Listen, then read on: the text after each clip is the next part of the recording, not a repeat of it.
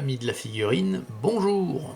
Alors, je vous retrouve aujourd'hui pour la présentation de ma dernière figurine que j'ai imprimée en 3D avec mon imprimante résine.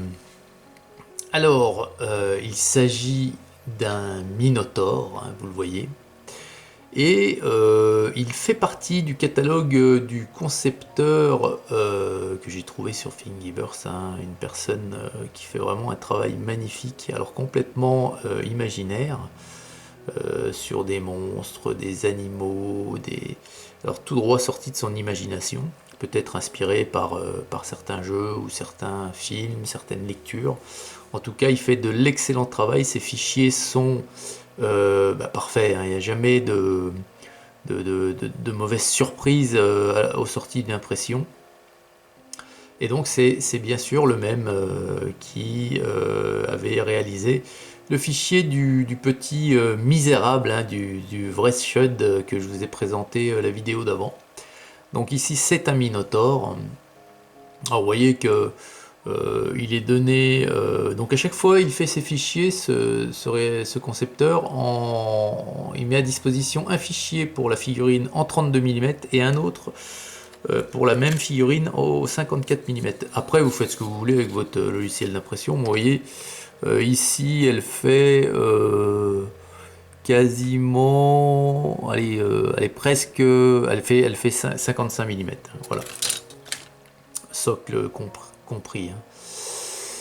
Alors ce Minotaure, bah voilà, moi je la trouvais super belle cette figurine, donc je l'ai imprimée, mais de toute façon, plus ça va, et plus je peins, plus j'imprime, et plus je peins ses réalisations, et plus j'ai envie d'imprimer la totalité de son travail, même s'il y a des choses vraiment qui me seraient pas venues à l'idée d'imprimer comme ça au premier abord, mais je suis tellement satisfait quoi, des gravures de ces figurines que je pense que je vais le faire. Donc pour info, pour le moment, il y en a environ 100, je crois que c'est 114 exactement, disponibles gratuitement sur Thingiverse. Alors ce Minotaure, vous voyez, il a une pose assez dynamique, il avance avec sa grosse massue dans la main, une massue qui a un manche en bois, la masse en elle-même est en pierre, et il fait vraiment féroce. Alors pour lui donner encore l'air un peu plus féroce et un peu plus déterminé et effrayant pour ses ennemis, j'ai choisi de lui faire la peau très sombre. Et donc cette peau, l'intégralité de sa peau, je l'ai fait avec du Darkwood. Voilà, c'est vraiment cet aspect Darkwood, un bois foncé. Et bien je trouve que sur les hommes bêtes, tout particulièrement, je trouve que c'est une couleur qui va superbement bien. Donc la totalité de sa peau est faite comme ça. Ensuite, il y a quelques éclaircissements, vous voyez, au niveau de son nez. Je ne sais pas si vous voyez. Je vais essayer de faire un petit zoom. Vous voyez, c'est un peu plus clair au niveau de son nez. J'ai fait un petit éclaircissement de... j'ai fait ça avec un beige.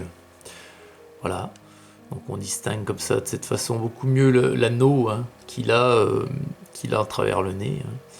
Ensuite les cornes, alors les cornes, il y a 3 couleurs différentes. Il y a au tout début, il y a donc, j'ai fait l'intégralité de la corne en palide bonne, puis un premier, alors là c'est pas un éclaircissement pour le coup, puisque j'ai fait l'inverse, j'ai foncé une première fois avec du sand golem. Voilà, vous voyez, hop, tout de suite après le beige là, il y a même une pointe de blanc vraiment sur le bout, donc vous distinguez le beige. Après un truc un peu plus foncé, et ben c'est le sand golem.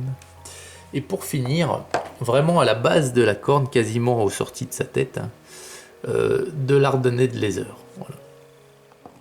Vous voyez qu'avec toutes les peintures speed paint, le coffret de base, enfin de base qui contient 24 teintes, vous arrivez à faire quasiment tout.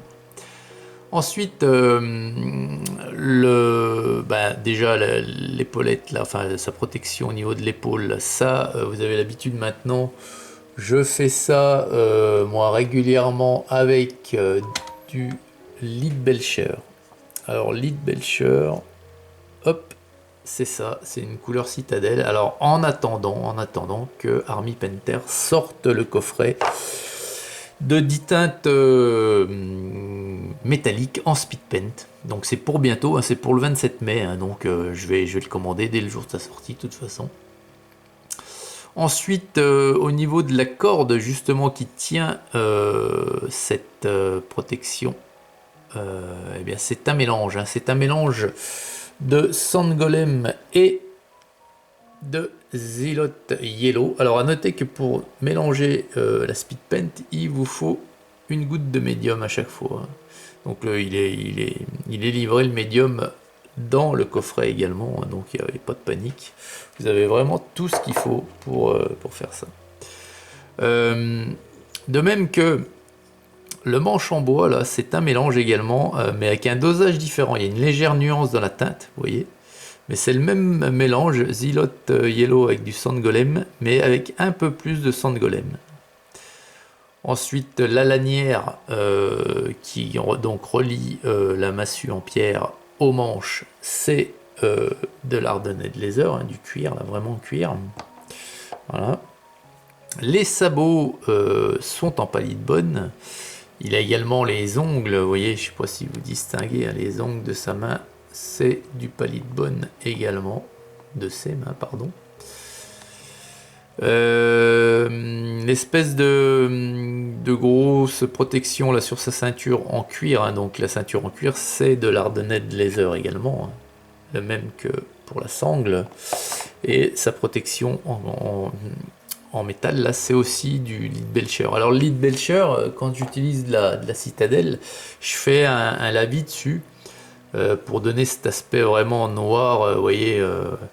Puis après, je reprends avec quelques éclaircissements au Mithril Silver, donc une teinte argent beaucoup plus claire que le Leadbelcher cette fois, toujours de chez Citadel. Donc, le lavis, c'est de Null Oil, hein, c'est du shade, hein, de chez Citadel. Voilà. Et puis je pense qu'on a fait le tour. On a fait le tour. Ah oui, il a aussi ces petits ustensiles ici, accrochés à sa ceinture. Vous voyez, je sais pas ce qu'il y a. Il y a une espèce de, j'allais dire, une espèce de, je sais pas, de gamelle, je sais pas quoi. Puis un crochet. Hein. Et puis derrière, dans le dos, c'est des os. Oui, des os. Hein, c'est des qui ont passé sous sa cordelette. Hein. Donc en Palidbone également. Et puis donc toujours au niveau du socle, mes petits socles MDF ici, vous voyez. Alors les petits socles MDF ici, alors j'ai donc fait une première peinture, une première couche donc sur mon sable fin. Là j'ai recouvert tout le socle de sable fin d'ailleurs. Je vais essayer de vous faire un gros plan pour que vous distinguer bien les grains. Alors ça, voilà, les grains sont tout petits. Pourquoi? Parce que c'est du sable fin de rivière. Hein. Ça, je vous l'ai déjà dit. Voilà. Donc, du sable fin que j'ai bien laissé sécher. Et je l'ai traité en gris, là. Alors, du gris, peu importe. Hein. Moi, j'utilise, voilà, c'est ça, là. La peinture acrylique. Voilà, j'ai un coffret que j'avais acheté à Action. Alors vous attendez pas à des merveilles, hein. C'est très peu de pouvoir couvrant, donc faut pas peindre des figurines avec, moi je vous le déconseille parce que c'est translucide hein, quasiment. Donc voilà, faut guèrement l'utiliser pour de l'acrylique, moi je l'utilise quasiment sans eau, hein, parce que pour que ça couvre un peu, et ça met des plombes à sécher, non bon voilà, c'est de la peinture bon marché. Ensuite je l'ai brossé avec du... hop, titane cru. Alors avant de le brosser, pardonnez-moi, j'ai fait un lavis de marron, hein, de brun. Hein. Donc c'est ça hein, que je mets. Voilà, du wash brun, marron foncé. Puis une fois que ça a été sec, j'ai donc brossé avec du titane cru. J'ai collé mon petit buisson d'épines là. Alors ça c'est tout prêt. Hein. C'est des trucs que j'avais acheté. C'est Green Stuff World qui fait ça, voilà. C'est, ils appellent ça Burny Brown Thorny Scrub, 14 mm. Alors c'est décrit comme des buissons d'épines. Alors, vous voyez, ça fait une petite touffe, et puis en haut, on a comme des espèces de un peu plus foncées, puis qui imitent bien, oui, l'épine, tout à fait. Et puis au sol, j'y ai collé. Alors je vais vous faire un gros plan. Alors c'est des feuilles, hein. Voilà, c'est des feuilles. C'est pour imiter les feuilles mortes. Alors le souci, c'est que on n'est pas en automne et que les feuilles, bah, il a fallu que je les fasse dans du papier, hein. Donc j'ai peint une bande de papier, hein, sur une feuille blanche. Et puis ensuite, avec ma perforette là, vous voyez, c'est une perforette qui fait des feuilles. Voilà, à chaque fois que vous perforez, ça fait 3 feuilles. Et ça, c'est pareil, j'avais acheté ça chez Green Stuff World, mais il y a longtemps que je l'avais, et puis je m'en étais jamais spécialement utilisé. Je l'avais jamais spécialement utilisé, donc c'est ce que j'ai fait, mais ça marche mieux avec de vraies feuilles. Alors il faut bien qu'elles soient sèches, et puis après, avec de vraies feuilles, bah, vous pouvez en faire tout un tas que vous mettez dans une boîte, vous conservez, puis que vous ressortez à la demande. Voilà. Donc ça, c'est mon Minotaur. Voilà. Alors moi, je le trouve vraiment super sympa.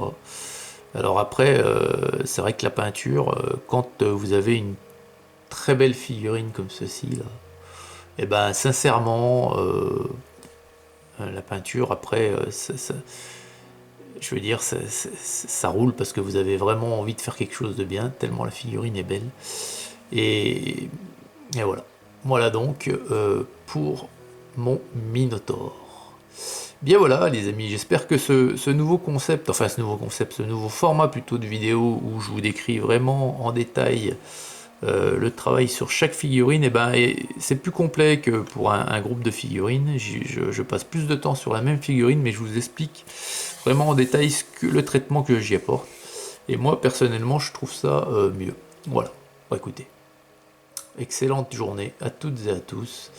Et puis, ma foi, je vous dis à très bientôt, très bientôt, pour une prochaine vidéo de figurines. Allez, salut!